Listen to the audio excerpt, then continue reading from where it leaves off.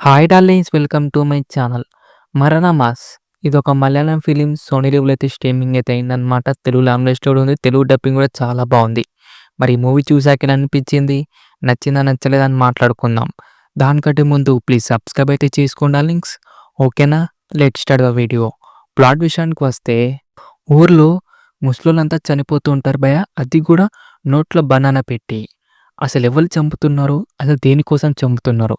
అసలు ముసలోళ్ళని ఎందుకు చంపాలి? అనేది మూవీ యొక్క ప్లాట్ భయ్యా. మరి ప్లస్ పాయింట్స్ ఏంది? మైనస్ పాయింట్స్ ఏందని మాట్లాడుకుందాం. First of all plus point గురించి మాట్లాడుకుంటే, స్టోరీ లైన్ అయితే చాలా బాగుంది భయ్యా. మూవీ స్టార్టింగ్ నుంచెల్లి మనకు మంచి థ్రిల్లింగ్ సీన్స్ తోటైతే చూపెట్టుకుంటూ వెళ్తారు. అలాగే మంచి ఇంట్రెస్టింగ్ స్కేల్ ప్లేతో ఉంటుంది భయ్యా.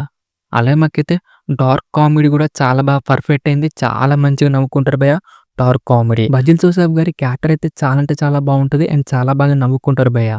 అలాగే మనకైతే సైకో కిల్లర్ గారి క్యారెక్టర్ అయితే ఇంకా చాలా బావుంటుంది. అండ్ మిగతా యాక్టర్స్ గాని, వాళ్ళ క్యారెక్టర్ గాని చాలా బా అనిపించింది. అండ్ అందరికి కూడా ఇంపార్టెంట్ క్యారెక్టర్స్ అయితే ఇచ్చారు ఈ మూవీలో అయితే.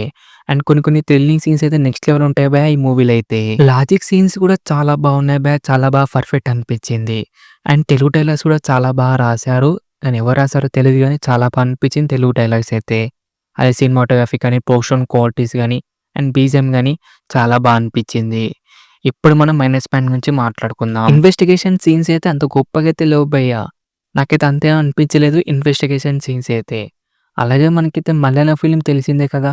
చాలా అంటే చాలా స్లో నరేషన్ అయితే వెళ్తూ ఉంటదనమాట. కొంచెం ఓపికతోటైతే చూడాలి ఈ మూవీనైతే.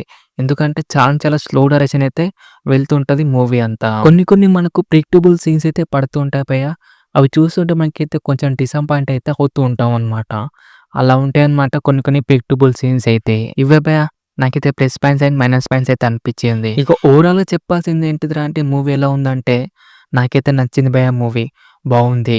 సోనీ లీవ్‌లో అయితే స్ట్రీమింగ్ అయితే అవుతుంది. రైట్ నౌ తెలుగు డబ్బింగ్ కూడా చాలా బావుంది. మూవీనైతే చూసేయండి. మీరు మూవీ చూసారో లేదా? కిందైతే కామెంట్ చేయండి డార్లింగ్స్. టిఫిన్ నచ్చితే మటుకు లైక్ చేయండి, షేర్ చేయండి అండ్ సబ్స్క్రైబ్ మాత్రం కంపల్సరీ చేయండి డార్లింగ్స్. అండ్ మళ్ళా వీడియోలో కలుసుకుందాం. By by darlings.